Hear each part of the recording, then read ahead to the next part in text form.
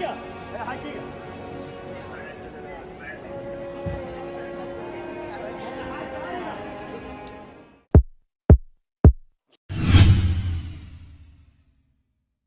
سفر صرف ایک سفر نہیں بلکہ روح کی پاکیزگی، ایمان کی تازگی اور دل کی طہارت کا ایک لمحہ ہے۔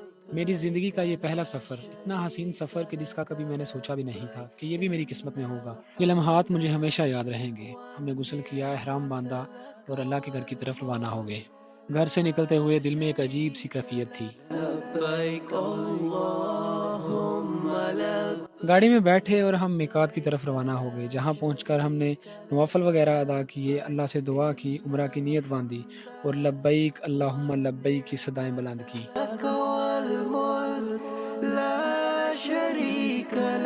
رحمت کی گھٹا کے سائے تلے حجاج کرام ہے محو سفر، لبیک کو لب پہ سجاتے ہوئے حجاج کرام ہے محو۔ یہ میقات کے باہر وہ مارکیٹ ہے جہاں سے احرام وغیرہ اور عمرہ کے لیے ضروری ساز و سامان ملتا ہے۔ پھر ہمارا سفر شروع ہوا، تقریباً 4.5 گھنٹوں کا طویل سفر، لیکن روح پرور سفر تھا۔ اب تک میل وفا کرنے سارے حجاج کرام ہے۔ راستے میں پہاڑوں کے حسین مناظر اور حجاج اکرام کا آنا جانا ایسے محسوس ہو رہا تھا جیسے انسان کسی جنت کی طرف سفر کر رہا ہو۔ محو سفر، لبیک کو لب پہ سجاتے ہوئے حجاج۔ سورج کا ڈوبنا اور رات کی خاموشی، ہر چیز ہمیں یاد دلا رہی تھی کہ ہم کسی مقدس مقام کی طرف سفر کر رہے ہیں۔ ہمارا تو ارادہ یہ تھا کہ ہم عشاء کی نماز خانہ کعبہ میں باجماعت ادا کرتے، لیکن کچھ ہوا یوں کہ ہم گھر سے لیٹ نکلے تھے، اس وجہ سے ہمیں عشاء کی نماز راستے میں ہی ہو گئی۔ آخرکار عشاء کی نماز ادا کرنے کے بعد ہم چند ہی گھنٹوں میں مکہ پہنچے۔ کلاک ٹاور کی دور سے نظر آنے والی جھلکیاں دل کو سکون بخش رہی تھی۔ اللہم لبیک لبیک لا شریک لک۔ وہ لمحہ جب خانہ کعبہ کو دیکھنے کی سعادت ملی ناقابل بیان تھا۔ والنعمت لک۔ ہم نے طواف کیا، اپنے لیے، اپنے گھر والوں کے لیے اور پوری امت مسلمہ کے لیے دعائیں مانگی۔ پھر صفا و مروہ کی سعی کی، جہاں حضرت ہاجرہ کی قربانی اور صبر کی یاد تازہ ہوئی۔ ہر چکر، ہر قدم ایک یقین کے ساتھ آگے بڑھ رہے تھے۔ یہ سفر صرف ایک سفر نہیں تھا بلکہ یہ اندرونی تبدیلی کا آغاز بھی تھا۔ ہم نے راستے میں آنے والے تمام مناظر اور خانہ کعبہ کے تمام مناظر کو اپنے کیمرہ میں ریکارڈ کیا تاکہ یہ یادیں ہمیشہ ہماری زندگی میں تازہ رہیں۔ بسم اللہ الرحمن الرحیم۔ السلام علیکم ورحمۃ اللہ وبرکاتہ۔ میں ہوں ثاقب اسحاق مدینہ منورہ سے۔ الحمدللہ میں نے اور عبد الرحمن نے اپنا عمرہ کمپلیٹ کیا ہے اور مکہ میں کھڑے ہیں، تو کیوں نہ مکہ کی ایک ایسی قربانی کی داستان سنائی جائے جو ناقابل فراموش ہے۔ آج کی کہانی لے کے جائے گی ہمیں مکہ کے تپتے ہوئے صحراؤں میں، جہاں ایک غلام نے اپنے ایمان کی خاطر ایسی قربانیاں دیں جو آج بھی ہمارے دلوں کو جھنجھوڑ دیتی ہیں۔ یہ کہانی ہے حضرت بلال بن رباح کی۔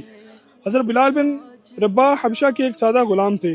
ان کی شخصیت بظاہر عام تھی، لیکن ان کے دل میں ایمان کا ایسا چراغ روشن ہوا کہ ظلم و ستم کی کوئی آندھی اسے بجھا نہ سکی۔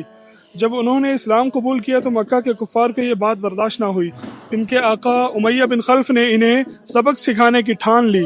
گرم دھوپ، جلتی ریت اور پتھروں سے لدے جسم پر ایک ہی مطالبہ تھا، محمد کے رب کا انکار کرو۔ مگر بلال رضی اللہ تعالیٰ عنہ کی زبان پر صرف یہی الفاظ تھے، احد احد احد، اللہ ایک ہے، اللہ ایک ہے، اللہ ایک ہے۔ ایک دن جب ظلم اپنے انتہا کو پہنچ گیا اور حضرت بلال رضی اللہ تعالیٰ عنہ کے جسم سے خون بہہ رہا تھا، ان کی سانسیں ٹوٹ رہی تھیں، لیکن ان کے لبوں پر اب بھی وہی کلمہ تھا۔ امیہ نے غصے سے کہا، کیا تمہیں موت کا خوف نہیں؟ بلال رضی اللہ تعالیٰ عنہ نے مسکراتے ہوئے جواب دیا، میرے جسم کو لے سکتی ہے موت، لیکن میرے ایمان کو چھو بھی نہیں سکتی۔ یہ الفاظ امیہ کے دل میں نفرت کا طوفان لے آئے، مگر یہ ایمان کی وہ طاقت تھی جس نے ان کے ظلم کو شکست دی۔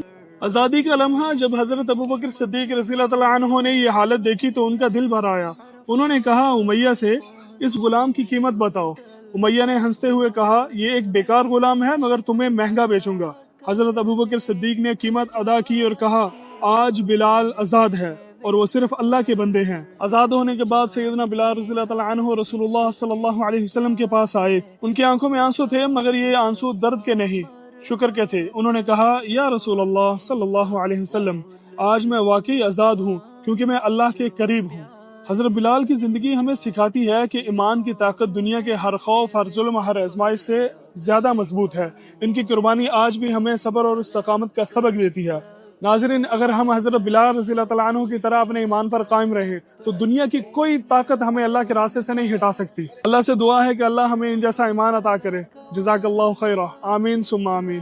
لا شريك لك لبيك اللهم لبيك لبيك لا شريك لك لبيك إن الحمد والنعمة لك والملك لا شريك لك۔ کیسے ہوں گے میزاب حتیم، مکہ ٹاور زمزم مینار، ان سوچوں میں بس کھوئے کھوئے حجاج کرام ہے محو سفر۔ کچھ ابراہیمی رنگ بھرنے جاتے ہیں مینا کرنے جمرات، یوں ضرب لگانے شیطان پہ حجاج کرام ہے محو سفر۔ کرنی ہے صارم قربانی، پھر حلق اور آخر میں ہے طواف، کو عشق کی اعلیٰ مثال بنے حجاج کرام ہے محو سفر۔ لبیک اللہم لبیک لبیک لا شریک لک لبیک۔